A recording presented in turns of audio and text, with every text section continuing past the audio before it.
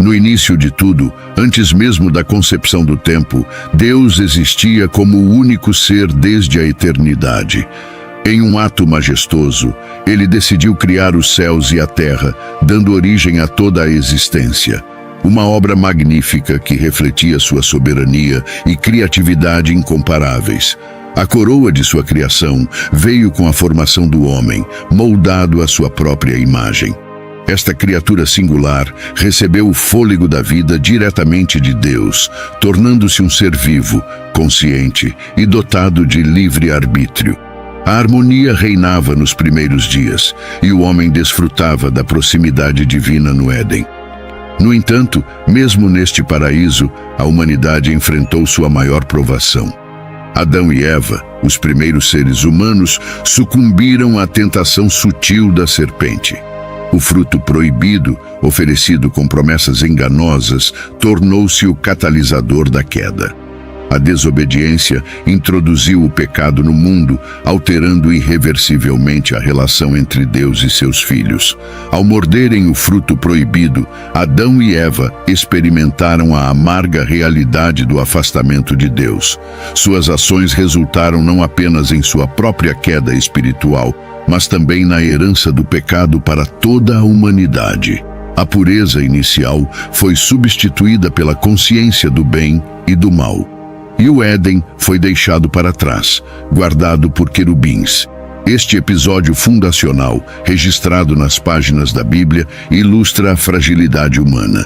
O evento da criação e queda repercute ao longo das Escrituras, demonstrando a necessidade de redenção e apontando para a promessa de um Salvador que restauraria a comunhão perdida entre Deus e a humanidade. Pré-dilúvio. A trajetória da humanidade após a queda de Adão e Eva revela a complexidade da natureza humana e a incessante busca de Deus por restauração.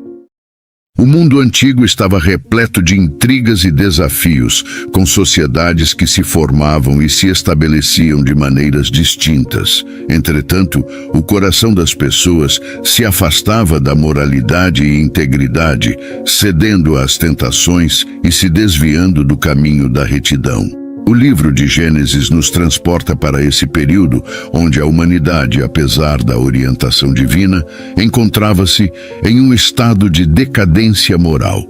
As relações entre as pessoas eram marcadas por traições, ganância e uma busca desenfreada por poder. Em Gênesis 6, versículos de 1 a 3, lemos o seguinte: E aconteceu que, como os homens começaram a multiplicar-se sobre a face da terra, e lhes nasceram filhas, e viram os filhos de Deus que as filhas dos homens eram formosas, e tomaram para si mulheres de todas as que escolheram. Então disse o Senhor: Não contenderá o meu espírito para sempre com o homem, porque ele também é carne, porém os seus dias serão 120 anos.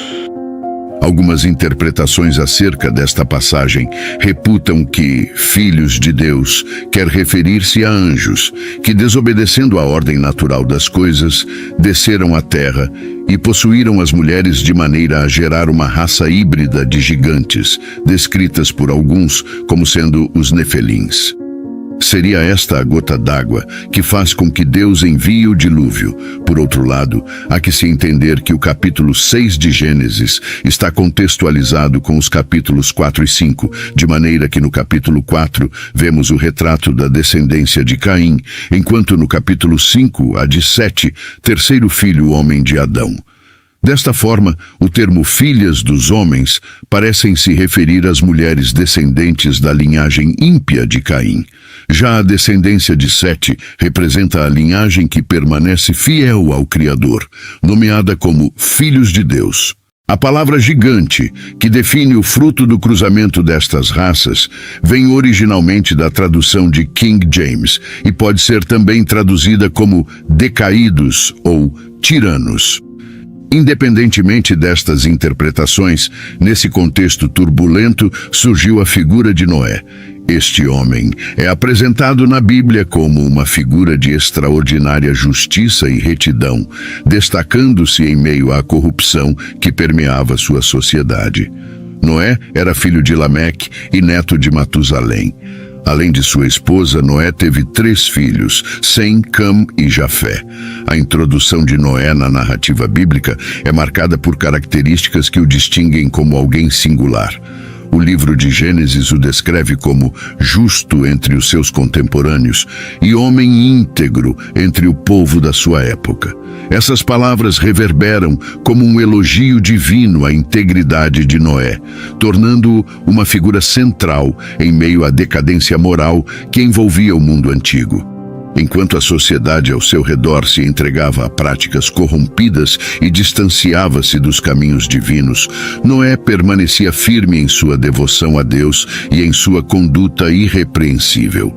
Diante da crescente corrupção e maldade que permeavam a sociedade antediluviana, Deus, em sua soberania e justiça, resolveu purificar a terra por meio do dilúvio.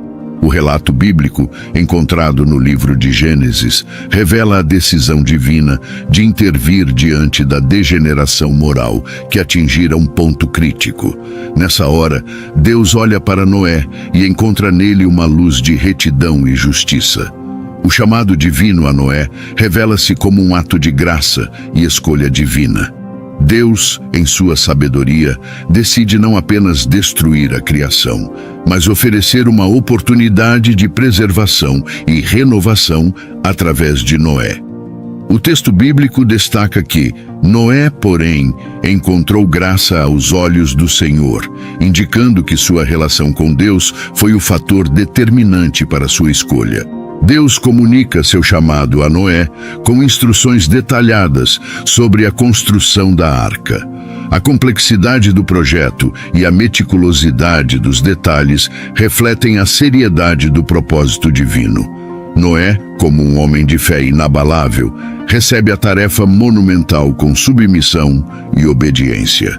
A arca tinha, conforme o relato bíblico contido no capítulo 6 de Gênesis, 300 côvados de comprimento, 50 côvados de largura por 30 côvados de altura. Um côvado, medida antiga fora de uso hoje em dia, teria cerca de 45 centímetros e, assim, as dimensões da arca seriam equivalentes a 137 metros de comprimento, 22 metros de largura por 13 metros de altura, o que equivale a uma área de mais de 43 mil metros quadrados.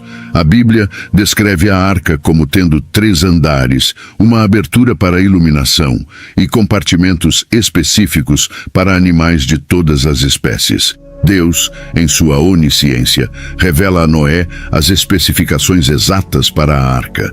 Cada detalhe é comunicado de maneira clara, refletindo a divina presciência que orienta o projeto. A escolha da madeira de cipreste e a impermeabilização com betume são parte integrante do plano divino, assegurando a durabilidade e conservação. O trabalho prossegue, com Noé e sua família dedicando-se incansavelmente à construção da arca. A incredulidade da sociedade ao seu redor não o abala. Ao contrário, intensifica sua determinação em obedecer à voz divina. Não se sabe ao certo quantos anos Noé demorou para construir a arca. O livro apócrifo de Jesher, no capítulo 5, afirma que Noé demorou 5 anos para construí-la. Parece um tempo razoável, em que paralelamente se deveria organizar o plantio e reserva de alimentos a serem consumidos por um ano pela família de Noé e pelos animais. A bordo da arca, um milagre adicional se desenrola à medida que a convivência pacífica entre animais de diferentes espécies se estabelece. O relato bíblico não apenas enfatiza a obediência dos animais às instruções divinas, mas também a paz e harmonia que reinam dentro da embarcação, desafiando as expectativas naturais e destacando mais uma vez a mão providencial de Deus. O início do dilúvio é descrito como as comportas dos céus sendo abertas, com as águas celestiais caindo incessantemente sobre a terra. A descrição bíblica destaca que todas as fontes do grande abismo foram rompidas e as janelas dos céus foram abertas. As chuvas torrenciais começam a transformar o cenário familiar em uma paisagem irreconhecível, preparando o palco para a inundação que engolirá toda a criação. À medida que as águas avançam implacavelmente, engolindo planícies, montanhas e tudo o que encontra em seu caminho, a narrativa bíblica ressalta a universalidade do dilúvio.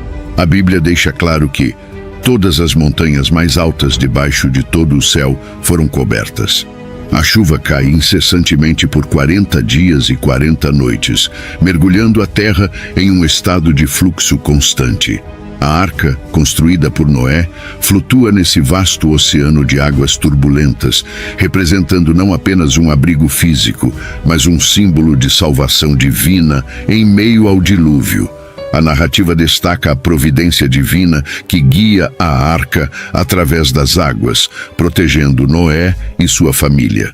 O texto bíblico descreve Noé, após 40 longos dias de dilúvio, decidindo enviar a pomba para investigar as condições do lado de fora da arca. A pomba, serena mensageira da vida, voa sobre as águas turbulentas, indicando que a superfície da terra ainda não estava pronta para acolher novamente a vida. No entanto, a narrativa ganha profundidade no momento em que a pomba retorna à arca com uma folha de oliveira no bico. Noé, interpretando o gesto da pomba como uma confirmação da restauração da terra, aguarda com paciência e gratidão o momento certo para abrir a janela da arca. A Bíblia destaca que Noé esperou mais 7 dias antes de abrir novamente a janela, indicando sua cautela e desejo de confirmar a estabilidade do solo antes de desembarcar. A aliança de Deus com Noé após o dilúvio representa um ponto culminante na narrativa bíblica, marcando a transição da destruição para a promessa de uma nova era. O relato, encontrado no livro de Gênesis, revela a natureza compassiva e redentora do Criador, que após a catástrofe das águas, estabelece uma aliança duradoura com Noé e toda a criação. A narrativa começa com Noé e sua família saindo da arca, testemunhando uma terra transformada após o dilúvio. Neste cenário pós-catastrófico, Noé oferece sacrifícios ao Senhor como expressão de sua gratidão e devoção. É nesse contexto que Deus, em sua misericórdia, estabelece a aliança com Noé, prometendo nunca mais destruir toda a vida na terra através de um dilúvio. O simbolismo do arco-íris surge como um elemento crucial nesta aliança divina. Deus declara que o arco-íris será o sinal visível dessa promessa, uma lembrança constante da aliança entre ele e toda a criação. As consequências do dilúvio, narradas no livro de Gênesis, transcendem o evento cataclísmico em si, estendendo-se para as mudanças na terra e na humanidade. As águas recuaram, revelando uma paisagem alterada e regiões que antes estavam submersas. O relato menciona a formação de montanhas e vales, sugerindo uma reconfiguração geológica causada pelas forças titânicas do dilúvio. As consequências na humanidade também são notáveis. A Bíblia descreve que Noé e sua família, os únicos sobreviventes do dilúvio, tornaram-se os progenitores de toda a humanidade pós-dilúvio. As genealogias que se desdobram após o evento traçam as linhas das futuras nações e povos, delineando a diversidade humana que emergiu da família de Noé.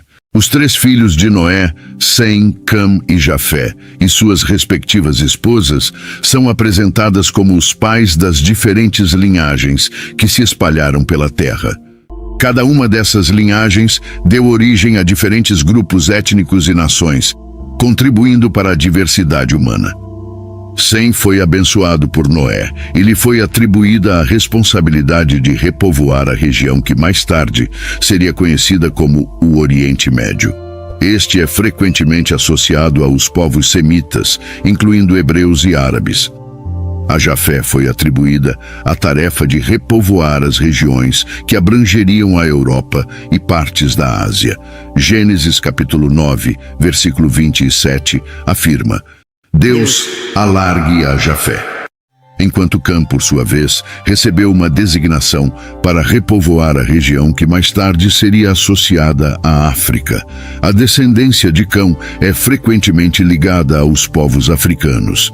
Essa divisão de responsabilidades foi simbolicamente representada pela bênção de Noé a seus filhos. Cada um foi destinado a desempenhar um papel na repopulação da terra, contribuindo para a diversidade étnica e cultural que surgiria nas eras subsequentes. Aqui vale lembrar os episódios de desobediência associados à linhagem de Cam. Certo dia, Noé plantou uma vinha e, ao se embriagar com o vinho, ficou nu dentro de sua tenda. Seu filho mais jovem, Cam, viu a nudez do pai e, em vez de cobri-lo ou manter a discrição, foi contar aos seus irmãos mais velhos, Sem e Jafé. Sem e Jafé, ao contrário de Cam, mostraram respeito pela nudez de seu pai. Eles entraram na tenda de costas, carregando um manto para cobrir Noé, sem olhar para ele. Quando Noé acordou e soube do que aconteceu, ele pronunciou uma maldição sobre a linhagem de Cam, enquanto abençoou as linhagens de Sem e Jafé. Essa genealogia serve como uma base para as narrativas subsequentes da Bíblia, conectando as histórias dos grandes patriarcas, como Abraão, Isaque e Jacó, à humanidade pós-dilúvio.